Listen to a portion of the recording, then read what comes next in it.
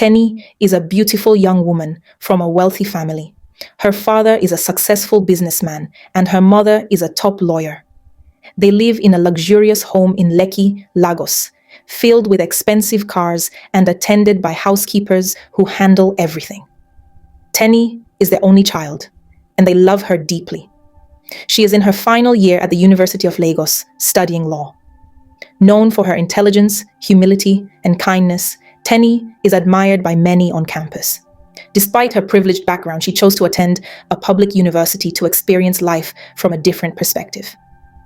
But behind her gentle smile, Teni hides a secret. For months, Teni has been quietly in love with a man named Chike. He's 35, kind-hearted, and hardworking. Chike runs a small ice cream truck parked near the law faculty every afternoon. At first, Teni would buy ice cream from him casually, but over time, her admiration for him grew. "I don't know how much longer I can keep this in," Teni thought. "I admire him so much. He's so genuine, hardworking, and different from the others." Chike, despite his humble means, carried himself with dignity. He always wore a warm smile and spoke with sincerity. Teni started staying longer after buying ice cream just to chat with him. They talked about life, dreams, and everything in between. Though surprised by her attention, Chike appreciated her company. One afternoon after her last lecture, Teni made up her mind to speak her heart. "Chike, I like you. I want us to be more than friends," she said, nervously but smiling. Chike was stunned. For a moment, he thought he misheard her. "Teni, you come from a wealthy family. I sell ice cream from a truck. How would that even work?" he asked, still in shock. Teni gently smiled. "Love isn't about class or money. I love you for who you are. You're everything I've ever wanted in a partner." Chike was deeply touched. He agreed to start a relationship with her, but warned her that her parents might not approve. Teni promised to make them understand. Months later, on her graduation day, Teni decided it was time to introduce Chike to her parents. That evening, Chike, dressed neatly and with his truck decorated for the occasion, drove Teni to her family home. Teni's parents were waiting in the living room. The moment they saw Chike, confusion crossed their faces. "Who is this?" her father asked, frowning. "Daddy, this is Chike. He's the man I love," Teni said proudly. Her mother stood up, visibly upset. "What do you mean, the man you love? What does he do?" Chike stepped forward, calm and respectful. "Good evening, sir and ma. My name is Chike. I run an ice cream truck near the university. I care deeply for your daughter and want to be a part of her life." Teni's father burst into laughter. "You sell ice cream and think you can marry my daughter? Do you know how much we've spent on her education? She's a lawyer and you want her to be with an ice cream seller?" Her mother shook her head in disbelief. "Teni, have you lost your mind? Look at him. What kind of future can he offer you?" "Mum, Dad," Teni replied calmly, "Chike may not be rich, but he is kind and hardworking. He respects me and makes me happy. Please, give him a chance." But her parents were unmoved. Her father pointed toward the door. "Young man, leave my house right now. My daughter will never marry someone like you." Chike looked at Teni. Without saying another word, he turned and left. Teni wanted to follow him, but her father blocked her path. "If you walk out that door with him," he warned, "you will no longer be our daughter." Teni sat down, overwhelmed. Her heart ached. She cried silently, wondering how love could lead to such pain. She had never introduced any man to her parents before, and now that she had, everything had fallen apart. That night, she couldn't sleep. Thoughts of Chike and her parents played over and over in her mind. Meanwhile, Chike returned to his small apartment in a modest neighborhood. He sat quietly, staring into space. "I knew this would happen," he said to himself. "But I'm not giving up. She says she loves me, and I will fight for that love." Though hurt, he held on to hope. A week had passed since Teni's parents chased Chike away from their house. Teni had been confined to her room under strict orders not to leave the house. Her father even instructed the security guards at the gate not to allow her out. But Teni was determined. She missed Chike and wanted to know how he was doing. One evening, while her parents were away at a meeting, Teni saw her chance. She quickly got dressed, tied her hair up, and snuck out through the back door. She avoided the security guards and walked to the main road, where she hopped on a motorcycle heading to her university campus. She knew Chike would be there with his ice cream truck. When she arrived, Chike's truck was parked in its usual spot. A few students were buying ice cream. Teni's heart leaped with joy when she saw him. Chike was serving a customer, but when he looked up and saw her, he paused in surprise. "Teni," he called out. Teni smiled as she walked up to him. "Chike, I've missed you?" Chike quickly finished serving the remaining customers and turned to her. "Teni, what are you doing here? Your parents will be furious if they find out." "I know," she said, "but I had to see you. They've kept me locked in the house all week. I couldn't stay away any longer." Chike looked around cautiously. "Teni, this could get you in serious trouble. Your parents don't want us together." "I'm aware," Teni said firmly. "But I won't let anyone control my life. I love you, Chike. That hasn't changed." Chike sighed, touched by her courage. "I'm happy to see you too, but we need to be careful. Your family holds a lot of influence." "We'll face whatever comes," Teni said. "Right now, let's just enjoy the time we have." Chike smiled and reached for her hand. "I've missed you too." For the next hour, they sat beside the ice cream truck, talking and laughing like old times. Teni told Chike about how her parents were pressuring her to marry someone else, a senator's son named Emeka. "They think he's perfect just because his father is a senator, but I don't like him. He's arrogant and full of himself," she said. Chike listened quietly. Then, with concern in his voice, he said, "Teni, I don't want you to be caught between me and your family. If this relationship is hurting you, maybe we should—" "No," Teni interrupted. "Please don't say that. We'll find a way. I believe in us." Chike nodded slowly, still unsure. Meanwhile, Teni's parents had returned home and discovered that she wasn't in her room. They questioned the security guards, who admitted they hadn't seen her leave. Her father's face turned red with anger. "She's gone to see that ice cream vendor again. I warned her," he said. Without wasting time, he called the police and asked them to arrest Chike for disturbing the peace. The police agreed to investigate. Back at the campus, Teni and Chike were still talking when they heard sirens. 2 police vans were approaching fast. "Chike, the police," Teni whispered in panic. Chike's eyes narrowed. "You need to leave now, Teni." "I won't leave you," she replied, tears already in her eyes. The vans came to a halt near the truck. 4 officers stepped out. "Are you Chike?" one asked. "Yes," Chike replied calmly. "You're under arrest," the officer said. "What? Why?" Chike asked, stunned. "We've received a report that you're causing unrest in a family. You need to come with us." "No, this is wrong. He's done nothing," Teni cried out. But the officers ignored her. They handcuffed Chike and led him to the van. Teni stood frozen, heartbroken, as the police drove away. When she returned home, her parents were waiting. "Teni," her father said, "you've embarrassed us. From now on, you're not leaving this house unless we approve it. And you are never to see that young man again. Do you understand?" Teni didn't reply. She quietly walked to her room and locked the door behind her. Her heart was heavy, but her love for Chike remained strong. Meanwhile, Chike sat in a police cell, unsure of what would happen next. He knew Teni's parents were behind it all, but he didn't know how to fight back. He held on to one hope, that somehow love would find a way. Chike had been in police detention for 3 days. The cell was small, dirty, and overcrowded. He had no one to turn to. His parents were long gone, and he had no family in Lagos. He was completely alone. The money he had on him was seized during his arrest, and the officers refused to let him use it to buy food. Chike was hungry, weak, and beginning to lose hope. "I don't know why I allowed myself to fall in love with the daughter of a wealthy man," Chike thought to himself. I was minding my business when she came to me. I didn't even approach her. Yes, I admired her, but I knew it wouldn't work. Her background is far from mine.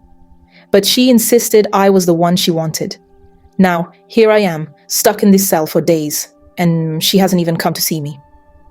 On the third day, Chike could barely stand. His stomach rumbled loudly, and his throat felt like sandpaper. He hadn't eaten since the day he was arrested. The others in the cell seemed used to this kind of suffering, but Chike wasn't. He had always lived a humble, hard-working life, earning an honest living, selling ice cream on campus. One of the policemen on duty noticed Chike's condition. His name was Officer Danladi, a kind-hearted man who had witnessed many unjust detentions. When he saw how pale and weak Chike looked, he decided to help. He walked over to the cell and called softly, "Hey you, come here." Chike struggled to rise, then slowly walked to the bars. "Yes, sir," he said, barely audible. Officer Danladi glanced around to make sure no one was watching. Then he passed a small plastic bag through the bars. Inside was a loaf of bread and a bottle of water. "Take this," he said in a low voice, "but eat it quietly. Don't let anyone see you." Cheek's eyes widened in surprise. "Thank you, sir. Thank you so much. Eat it fast. You look like you're about to pass out," Officer Danladi said before walking away. Cheek returned to his corner, opened the bag, and devoured the bread quickly. He drank the water in large gulps, feeling some strength return to his body. For the first time in days, he felt a glimmer of relief. But it didn't last long. The next 3 days were even harder. Chike had no more food, and the hunger returned, stronger than before. He tried asking other officers for help, but they ignored him. Some even mocked him. "You think this is a hotel?" one officer sneered. "You're here to learn a lesson. Next time, stay away from rich people's daughters." Chike didn't respond. Arguing would only make things worse. He lay on the cold cement floor, conserving the little energy he had left. But his body was failing. By the 7th day, Chike was burning with fever. He could no longer sit upright. The other detainees began to worry. "This man might not make it once," one said. "If the police don't do something, he'll die here." They began shouting for help. "Officer, someone here is very sick. Do something." The police finally came to check. When they saw Cheek's condition, they realized the matter had become serious. One senior officer called a quick meeting. "If this man dies in our custody, we're going to have serious problems. Let's let him go. We can't take that risk." Everyone agreed. A few minutes later, they returned to the cell. "Cheek, you're free to go," one officer said. Cheek looked up in disbelief. "What?" "You heard me. Take your things and go. Now." With the help of his fellow detainees, Cheek stood up slowly. The officers returned his seized items, including his wallet. He didn't say a word. He just nodded and walked toward the exit, each step heavier than the last. As he stepped out into the sunlight, he squinted. The light felt harsh after a week in darkness. He felt like a ghost, alive but barely. He flagged down a motorbike, gave the rider his address, and rode home in silence. When he got there, he paid the fare and went inside. His apartment was small, modest, but it was home. Chike collapsed onto his bed. He was free, but completely drained. After a while, he went to his small fridge and found a bottle of Coke. He stepped outside to buy a loaf of bread. He ate quickly, desperate to regain strength. "I've made up my mind," Chike said to himself. "If Teni really loved me, she would have found me. She would have tried to get me out, but she didn't come. She didn't call. I guess I don't matter that much to her after all." He leaned back in his chair, exhausted and bitter. "If she ever comes here again, I'll tell her to leave." The next morning, Chike woke up feeling slightly better. His body was still weak, but he knew he couldn't remain in bed all day. He had to find out what had happened to his ice cream truck. It was his only source of income, and he had left it parked on campus the day he was arrested. Inside the truck were supplies worth over 100,000 naira. Chike knew the ice cream had likely spoiled, but he still needed to retrieve the vehicle. At least, let me find the truck, he thought. Even if the contents are gone, I can rebuild my business. He got up, took a quick bath, put on clean clothes, and left the house. Though he lacked energy, determination pushed him forward. He boarded a bus to the university campus. When he arrived, Chike went straight to the spot where he normally parked. But the truck was gone. He looked around, hoping it had been moved, but there was no sign of it. Approaching a group of students seated nearby, Chike asked, "Please, have you seen my ice cream truck? It was here last week." One of them nodded. "Yes, we saw it. Some men came with the police and took it away." Chike's heart sank. "Do you know who the men were?" "We don't know them, but they said they were following orders from a wealthy man. They even showed some paperwork from the police," the student replied. Immediately, Chike understood what had happened. He didn't need to ask who the wealthy man was. He was certain it was Teni's father. "Do you know where they took the truck?" he asked. The student shook his head. "No, but one of them mentioned something about the man's house." Chike thanked them and walked away slowly. He wasn't surprised, only disappointed. Taking the truck was yet another way of trying to force him out of Teni's life. He knew he had to try to get it back. That truck was his livelihood. Without it, he had no way to earn a living. So, he decided to confront the issue directly. Chike flagged down a taxi and gave the driver the address of Teni's house in Lekki. As the car sped through the busy streets of Lagos, Chike thought about what he would say. Why do people look down on others just because they don't have money? He wondered. When did falling in love become something to punish? I didn't do anything wrong. I won't fight anyone, but I need to take back what belongs to me. When they arrived, Chike paid the driver and approached the large gate. The mansion loomed behind high walls, and 2 security guards stood at the entrance. "Good afternoon," Chike greeted. "I'm here to see Mr. Adeyemi." "Do you have an appointment?" one of the guards asked, eyeing him suspiciously. "No, but it's important. Please tell him Chike is here. He knows me," Chike replied. The guard hesitated, then made a call. After a brief conversation, he hung up and turned to Chike. "Mr. Adeyemi says he doesn't want to see you. You need to leave now." Chike stood his ground. "Please, I won't leave without my truck. I just want it back." The guard sighed and made another call. This time, the conversation took longer. When he ended the call, his tone was more serious. "He said he doesn't know anything about your truck. If you don't leave, he'll call the police." Chike clenched his fists, but said nothing. Just as he turned to leave, he heard a voice call out from the compound. "Chike!" He looked up. To his surprise, it was Mr. Adeyemi himself standing by the main entrance. The man signaled for the guards to let Chike in. Chike entered slowly, still wiping tears from his eyes. He was emotionally drained, but he hoped this meeting would bring him closure, or at least his truck. Inside the lavish living room, Chike felt the cool air from the air conditioner wash over his skin.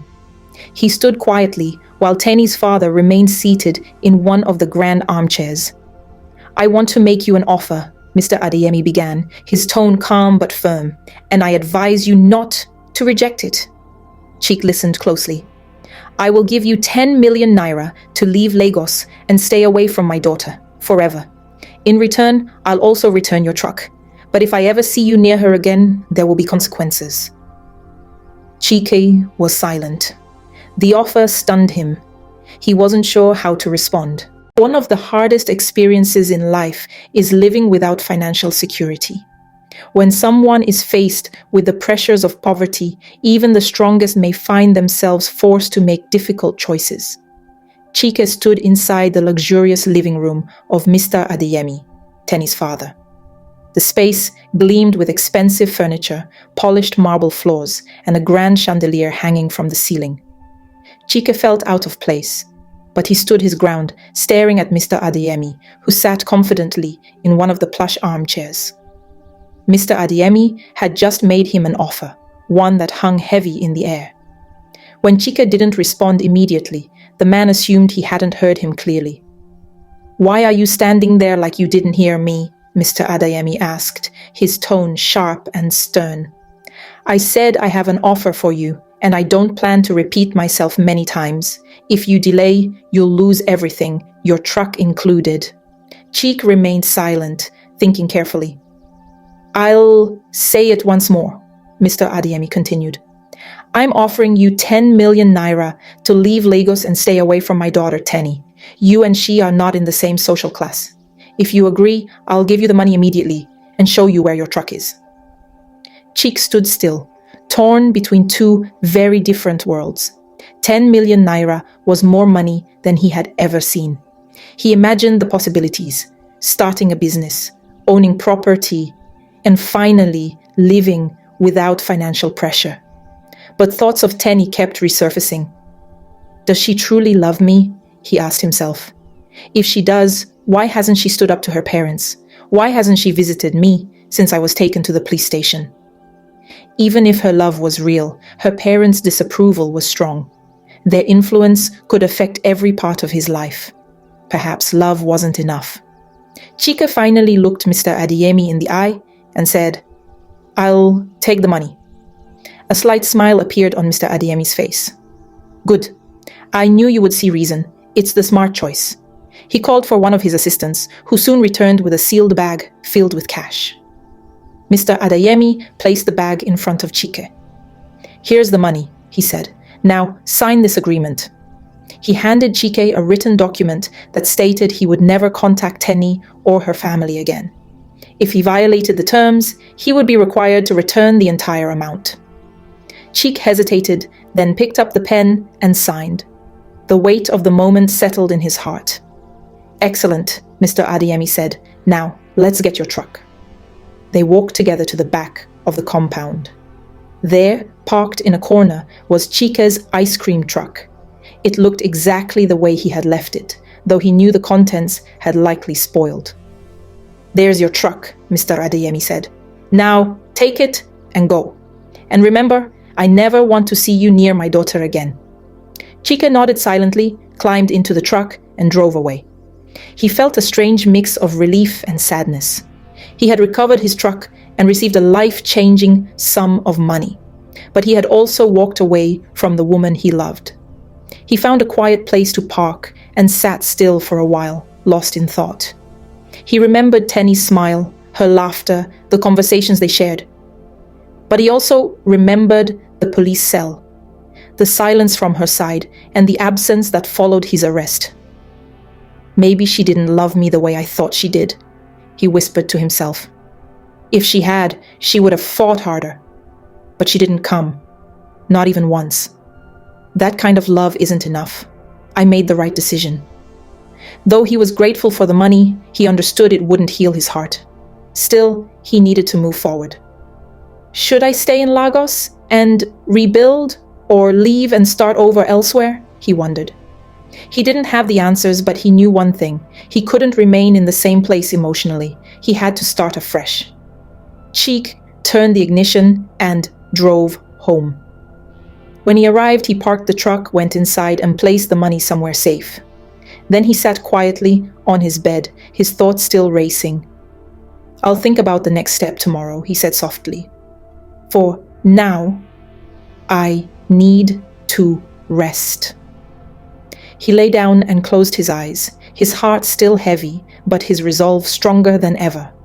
The journey ahead would be uncertain, but Chike knew he had the strength to face it. Part 2 will be posted on Monday, so stay tuned. Please like and leave a comment below. Thanks for watching.